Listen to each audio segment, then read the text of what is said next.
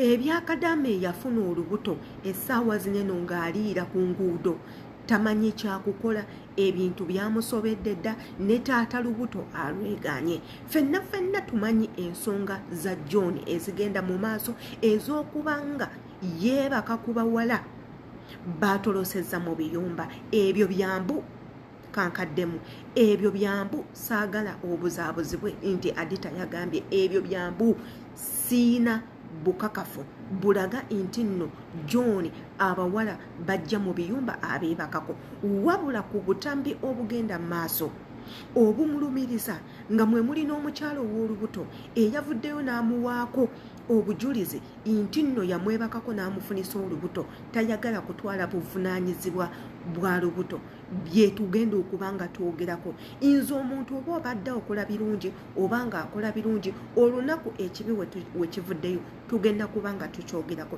naye mu ngeri ennungi si mu ngeri ey'okutattanya erinnya ly'omuntu oba okuswaza omuntu naye ng'ate mwenna bankuba kyeyo naddala abaana abawala emize gino giri kuffe tubagamba nnyo nga tonnaba kuva ku nnyumba ya mukama wo think twice nga tonnadduka mu nnyumba ya mukama wo think twice lowooza emirundi ebiri otolose olagawa omuntu akutolosezza agenda kukuteekawa kutuusizaawa ekigendererwa kye ekyokutolosa kigendererwa ki ebintu ebyo twabiraba dda ku Doni Muhammad abawala we bavaayo atwebakako ate atuggisamu embuto ate eno batutta enassa omuntu eno bino tubagamba mwegendereze nnyo bye mutayagala kuwulira era bwe twogerako nga mutandika olw'okuba mmwe muli bulungi era ffe era nze tewali adduka nga talina buzibu era bino era biri ovudde mu buzibu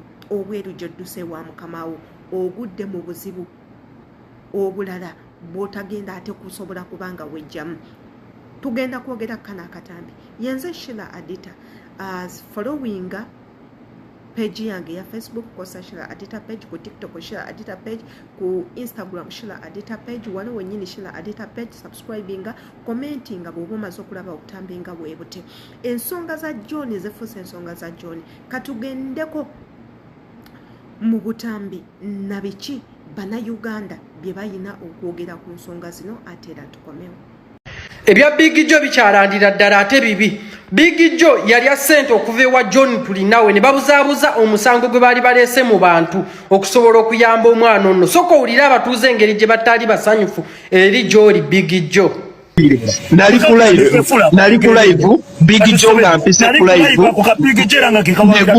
negundi yali ku live owulidde oyo Big Joe kenyini Big Joe n'agamba ebintu bya John tulinawe tugenda bimalira mu private tugenda kubijja ku social media ng'amaze okufuna ekiddo wa John tulinawe owulidde nali ku live owulidde nali ku live ono Big Joe yefuula chairman yefuula nti bamulonda ogw'omusango yeyakuvuyavya n'aguvuyavya newaba teyefudde really Big Joe njagala ogamba abantu bonna babali wano what have you done to these people kati weba olese kino nekibeera ng'ogambye let it be talina kyeyakola omusango yaguvuunya obuntu bulamu nengezako bagamba Big Joe buli kimu kireta mu kooti y'abantu lwaki ensonga yatulinawe tewagikuba mu kooti y'abantu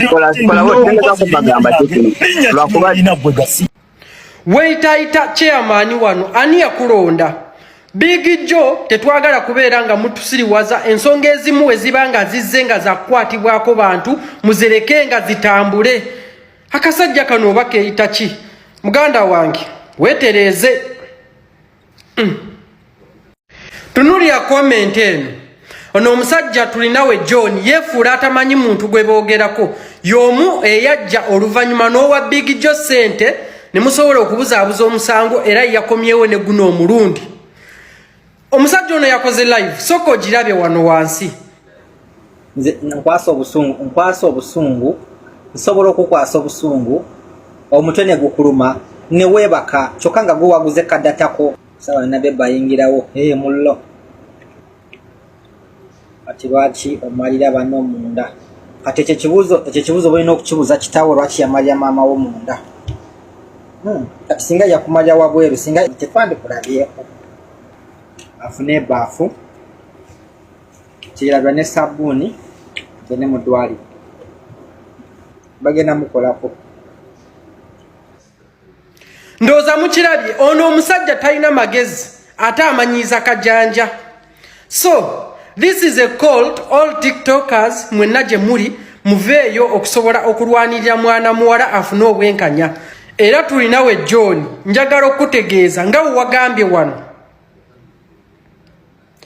ebigambo ebyo byewawandiisa obituuki. Ndowooza akatambi ako okawuliriza bulungi nnyo n'okategeera obwo nno bwe butambi obumu obuli ku mikutu gya social media era obukakasa tekako n'okuvumirira omuntu ono eyakoze ekikolwa kino ekyokwebaka ku muwala n'amufunisa olubuto. Ekinnenyamiza mu katambi kaneeno nti mwana muwala ali olubuto beetaaga ssente ezigenda omuyambako okuzaala. Nabajjukizaako ne mbagamba nti ensi zino eno zaakyuse mu bikolwa byazo ne mu mateeka gaazo. Igwe wenna nga wajja on aim of working n'otuuka eno n'ofuna olubuto nga toyina mpapula zikulaga nti akufunisiza olubuto muli bafumbo obwo bujja kubeera musango. Omwana oyo okumujja mu nsi mw'omuzaalidde omuzzeeyo e Uganda kijja twala process nnene nnyo ate yeetaagisa ssente ennyingi ennyo lwa nsonga bakusuubiriza gwe okuba nti wakola zina. Ne tubagamba immwe eri mmwe abaazaala mu bakama bammwe abaana ng'ozaddeyo omwana naye ng'omuzadde mu muntu yenna oba mukamaawo oba babangale oba basikaali bano abeeruyero ab'ekkala be mutali nabo with the same nationality. Omwana oyo tojja mufulumya kumuzzaayo mu ggwanga lyo Uganda yadde oyagala otya. Lwaki? Toyina kikakasa nti omwana oyo wuwo. Toyina certificate ya ddwaliro gye baamuzaalira n'ebintu ebirala tujja kuba nga tukola akatambi tubannyonnyole. Gwabyetaaga osobola obinoonyako ne ku Google kwebiri amateeka agafuga ensi eno eri omugwira azaaliddeyo omwana baagateekayo dda. Nabakolyako akatambi ku Facebook yange nembeera nga nkabateerayo n'amateeka ago naye nga basomera kubanga gaali valid nga kamala okuba nga gayisibwa. Wabula ate katubaterewo akatambi ku biki Abannayuganda bamu bye balowooza ku nsonga zino ate era tukome otufundikira akatambi. Omusajja ono gwe mulaba wano amanyikiddwa nga tulinawe John. Tulinawe John yafunisa Kadama olubuto. Kadama ono yali amutolosa nga bw'omanyi nti abantu babeera n'ebizibu mu nnyumba n'amugamba nti munnange njagala kutolokawo wano ng'era we bazze bakola naye ye olwamutolosa yasooka mmukozesa. Kitegerekeseeko nti si gwasoose okubeera ng'akozesa era bwe yamala omukozesa yamufunisa olubuto n'alwegaana. Baamuteeka ku pressure n'amala n'akkiriza n'alaga nti agenda twala obuvunaanyizibwa bw'olubuto. Kati essaawa we yatuuka n'atandika okutiisatiisa omwana omugamba nti agenda kumutta era n'amugamba ajjemu n'olwo olubuto. Omwana n'atya n'afuna mikwano gye egimuyambye n'asobola okubeerawo n'alabirira olubuto ne lukula. Essaawa etuuso y'okuzaala beetaaga miliyoni 10 okulaba nti nno omwana oyo yafuna olubuto asobola okuzaala bulungi omwana we. Kubajjukira tuli mu mawanga gatali gaffe. John ono yeesulyegwa n'agamba atiisatiisizza abaana bangi nnyo okubawaabira nti nno ebiyumba bibalimu baliyo mu bukyamu bwe basobola obbattika obbazza e Uganda. Abalala abatiisatiisiza nga bwagenda okubatta. So gwe buli nkuba kyeyo yenna ng'oli muwala ng'oli mu ggwanga lya Saudi Arabia ng'oyagala okutoloka, munnange twala message eno okimanye nti w'oligenda mu mikono gy'ono omusajja obeera osembye. Musajja mukyamu ate nga yeefula okubeera omulungi. Bulijjo ntera okukibagamba ne mugamba nti pawa mpala n'abatolosi era sibaagala. Nabagamba kizibu nnyo Kadama okutoloka ne batamwegattako. Kizibu. Driver muvuze bw'atamwegattako taata Kiyumba aba amulindiridde okumwegattako. Taata Kiyumba bw'aba mukufu ng'ebyokwegatta tabyagala wabaawo Kadama aba alinze Kadama okumwegattako. Kizibu nnyo. Kadama okutoloka ne batamwegattako. Kambabuulireyo ekyama kimu kye mubadde temumanyi. Ng'oggyeko ba Kadama be batulugunyiza mu biyumba n'atoloka olw'okuba bamutulugunya. Obadde okimanyi ensonga enkulu etolosa ba Kadama kubeera kwegatta guba muyimbo. Nkuddiremu omuyimo gwe gukyasinza okutolosa ba Kadama okuva mu zi contract bagende ebweru beegatte. Abamu basikirizibwa basse Kadama nti jangu eno binyuma, abalala basikirizibwa bannaabwe, abalala bagendayo kuyingira mu bwamalaaya. Byonna tubigattira wamu nti sexi yafuukira ba Kadama abamu ekizibu. Bangi bajjeemu embuto, bangi bazaalidde Saudi, bangi balina embuto naye nga bazifunidde mu bintu bya kisiru butagumiikiriza wowe batudde na butagumiikiriza katono ke bafunye. Bangi balina siriimu nga bamufunidde Saudi, bayingira obwamalaaya. Ngenda kuwayo katriki kamu. Gwe Kadama, bw'oba olina Kadama ng'abadde mu kiyumba abaneraavuyo nnyingi nnyo era abaakwagala nnyo, obadde okimanyi nti Kadama bw'atoloka mu contract n'agenda ebweru laavu efa. Omanye ensonga lwaki laavu efa? Yeegatta buli kaseera. Wano aba akyali mu kiyumba nga teyeegatta ng'akuminsinga nnyo, naye w'omanyira nti kati Kadama yatoloka taddamu kuwuliza. Abeera n'abamwegattako buli kadde. Era nze wano wenkubira omulanga gwe nasse Kadama oba gwe n'omusajja, buli bw'obeera n'omuwala ng'obadde omwagala ali mu kiyumba n'atoloka, essuubi likubeera ettono. Bw'onaaba omwagala genda omukebeza ajja kukulwaliza bwereere. Bali beegatta okuva ku makya kawungezi mu ttuntu mbu banoonya ssente za mangu. Tunuulira kino ekiwala, yes baakufunisizza olubuto, oli mwana muto oyonka.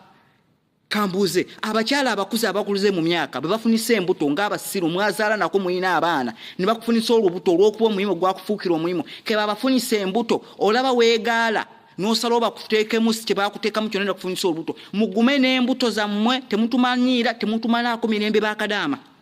Kwena ensonga y'okutoloka ne mugenda ne mwegatta, temugeza ne mutumalako emirembe ke babeegatteko babazaalemu abaana. Tulina ensonga nnyingi ez'okwogerako ez'okulaakulana. Tetugenda kudda ku mmwe abamantaavu abatamanyi nsonga lwaki mwagenda okukola. Yes, nze nkimanyi bulungi nnyo nti Kadama atoloka ng'alina ebizibu bambi, era kizibu nnyo okumwegatta kabeera ne stress za mirimu ebya sex tabirowoozaako, era ne bamutwala mu kiyumba kizibu nnyo okuvaamu. Naye bw'olabanga Kadama mbu nnyina ofu olwokutaano, njagala bampe ofu olwokutaano, oyo ekiba kimusabisa ofu kwegatta. Omuvubuka gwe yenna alina Kadama ng'akola ebintu eby'ekisirusiru, manya bamwegattako byebyo ebintu byabwe olumala okufuna ebizibu nga bijja bituyiikirako endusu, bafunisiza Lubuto, ke babafunisa embuto. Singa babafunisa na zaabubwa ozaala embwa. Tumanye nti buli Kadama eyatoloka mu contract n'afuna olubuto azaala kabwa oba bazaala bumyo.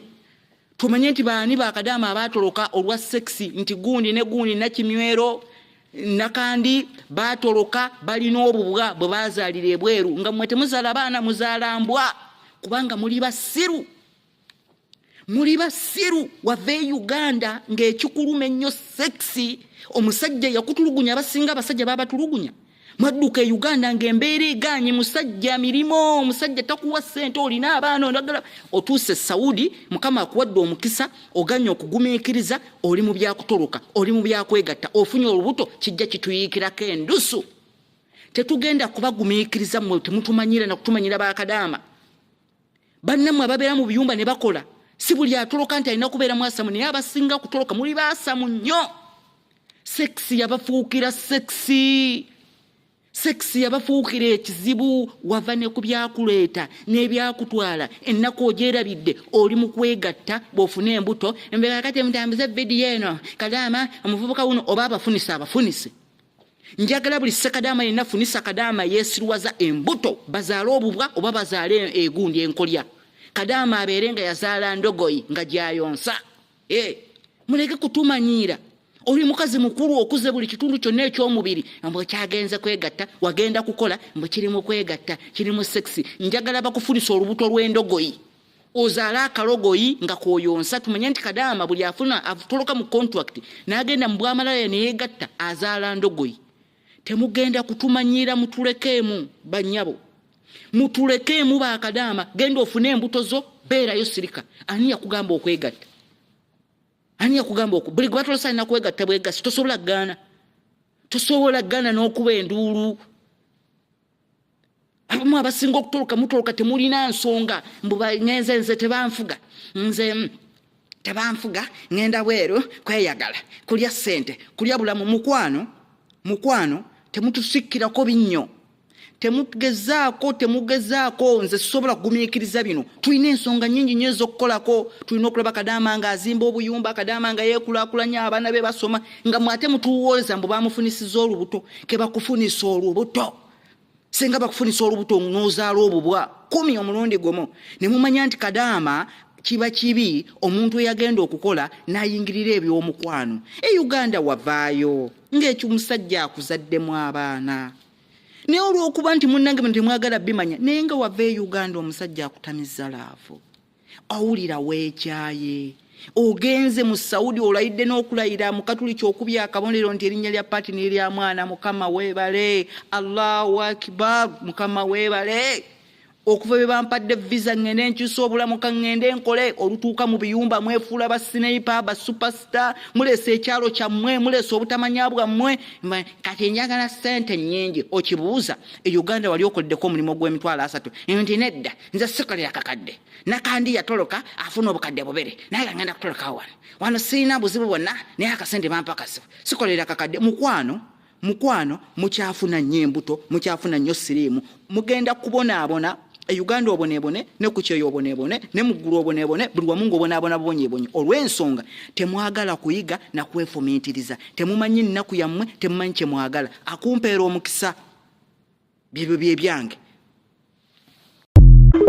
Ate onoogamba nti nno saakulabudde nze omulimu gwange nga Shiladita gwe neewa gwa kuyambako bankuba Kyeyo bannange okubazibula mu bintu ebimu. Obutambi nga bwe buti tubuteekawo si kubasanyusa nti obola okuba twagala basanyusa twagala kubeegulako.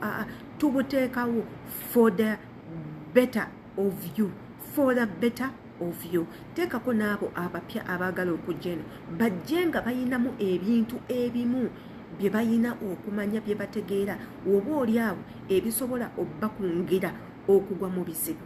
Yensonga lwaki tuteekawo obutambi buno. Si buli omu nti obutambi bwe tuteekawo abunyumirwa oba abutegeera, naye ate era information ebeera very clear nti ebiseera ebisinga ebintu bye twogerako mu biraba nga bituukawo. N'ogamba Adita kino yakyogerako, n'ogamba kale singa nsobola okutuukirira Adita, kale oba omuntu oba asobola okunyamba, naye nga luli wayina chance okukyusa ng'akatambi ako okalabye n'otakikola. Wano we tubasabira mulowooze nga nnyo emirundi ebiri nga temunnaba takinga step eddako. Yenze Shila Adita subscribinga ku YouTube channel yaffe eno, kwata ku notification bell, commentinga, ate era imbagala nnyo. See you tomorrow.